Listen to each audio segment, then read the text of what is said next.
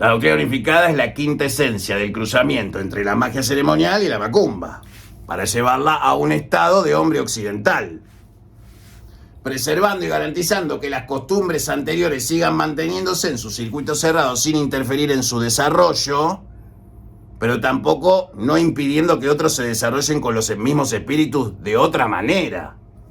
Ahora, para hacer las cosas que hacen ustedes en la macumba, van a tener que hacer lo que hacen ustedes en la macumba. La pregunta de fondo es, si yo soy macumbero y cultúo la doctrina unificada como está en el libro Cuaderno 1, cultuar lo que está en el libro del Cuaderno 1 significa aprenderse cosas que tienen que ver con la evocación, con la incorporación, con el espejo negro, con los destierros y con un montón de elementos que ya existen en la macumba de otra manera. Lo que sucede es que si vos sos un babalorixá y cultuás a San la Muerte en el método de la doctrina unificada, lo que te falta es el ayé que tiene la casa en el culto a Eshu para engarzarlo con todo tu frente, que es como le llamamos nosotros a los congales, a las arruandas y a todo. La palabra frente puede significar una ofrenda o puede significar un altar. Por eso en la doctrina unificada unificamos congal, arruanda y todo lo que tiene que ver con eso de la parte de Eshu y de cualquier otra entidad como frente, ¿sí? Si querés cultuar la doctrina unificada, no podés cultuarla si primero vos no tenés las cosas bien. Si sos de nación, tenés que tener tu cuarto de santo, tenés que tener la casita, voy a hablar todo en clave para que nadie sepa, tenés que tener la casita, con los 3 muchachos, los 2 muchachos y la piba, adelante. Sí o sí. ¿Por qué? Porque la potencia que te va a pedir San la Muerte es superior a la media. ¿Por qué? Porque vos tenés otro conocimiento. Entonces, al que más sabe, más poder se le da. Es obvio eso. Te va, digamos, la doctrina unificada, con Erezún hechos o con duelo para no cinetear casas por un año, se sirvieron comida en la mesa con este libro que publicamos, que regalamos cuántos años. Ahora lo comercializamos. ¿Por qué? Porque estas cosas van lentas.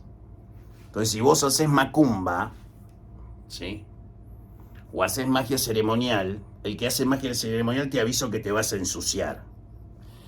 Y el que hace macumba, te digo que vas a tener que integrarlo a la perfección. ¿Por qué? Porque vos tenés que tener cuarto de santo, cuarto de Eshu, si tenés pozo, y si tenés santo, afuera. ¿Por qué? Porque estás cultuando Egún. ¿Por qué? Porque tenés casita adelante.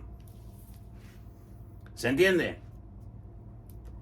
Me preguntaban el otro día por el Sarabanda. Tengo un Sarabanda y una Santa Muerte. Vos tenés 10 tipos que tienen Sarabanda y Santa Muerte. Si vos estás sentado mirando como mira el Sarabanda, cuidado que una cosa con S y otra cosa con Z, ¿sí?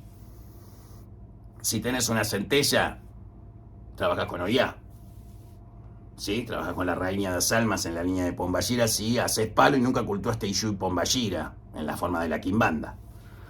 Entonces vos ya tenés acceso a conocimientos propios de tus ancestros. Lo que haces es garantizarte la continuidad practicando la doctrina unificada. Te garantizás que tus ancestros siempre van a estar sobre la tierra transmitiendo el conocimiento de ellos en cuanto a magia se refiere. Eso es en esencia la diferencia entre una persona que hace macumba, por eso la doctrina unificada es la nueva macumba. Es la macumba universal. Esta es la quinta ola de la Umbanda. La Umbanda está muy bien.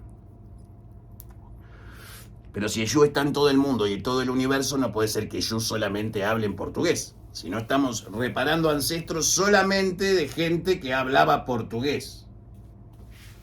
¿Sí?